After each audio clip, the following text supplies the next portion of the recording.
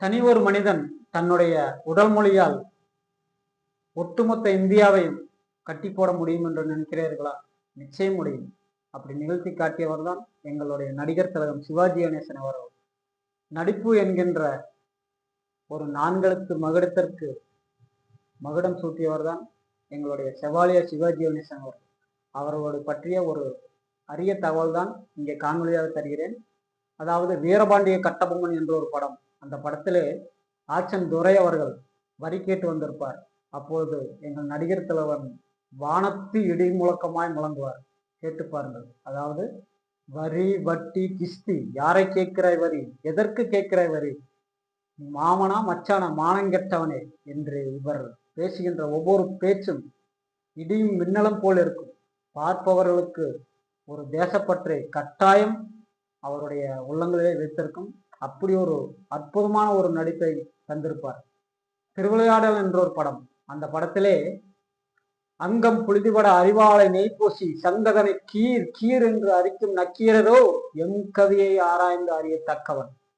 இப்படி பேசுகின்ற ஒவ்வொரு பேச்சும் அவருடைய நடிப்பிற்கு ஒரு முன்னுதாரணம். அதாவது சிவபெருமானாக ஏற்றுக்கொண்ட ஒரு நடிப்பு. அதாவது வீரபாண்டி கட்டபொம்மனை, ஒரு சிவபெருமானை, ஒரு நேதாஜி சுபாஷ் சந்திர போஸை, ஒரு பட்டினத்தாரை, இப்படி திருப்பூர் குமரனை, இப்படி தான் ஏற்றுக்கொண்ட ஒவ்வொரு பாத்திரத்திலும் தமிழகத்தில் உள்ள ஒவ்வொரு ரசிகனும் இவர் இப்படித்தான் இருப்பான் என்று கற்பனை செய்து பார்க்க வைத்தவர் எங்களுடைய நடிகர் திலகம் சிவாஜி கணேசன் அவர். தில்லானா மோகனாம்பாள் என்ற ஒரு படம். அந்த படத்திலே நாதஸ்வர வித்வான் அதாவது நாதஸ்வர கலைஞராக நடித்திருப்பார். அதில் ஒரு பாடல் நலந்தானா என்ற ஒரு பாடல்.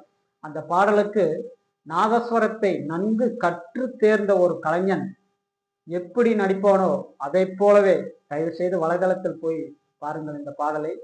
எப்படி ஒரு நாதஸ்வரத்தை கற்று தேர்ந்த கலைஞன் நடித்திருப்பானோ அதை விட தத்ரூபமாக ஒரு மிகப்பெரிய ஒரு நடிப்பை வெளிப்படுத்தியிருப்பார்.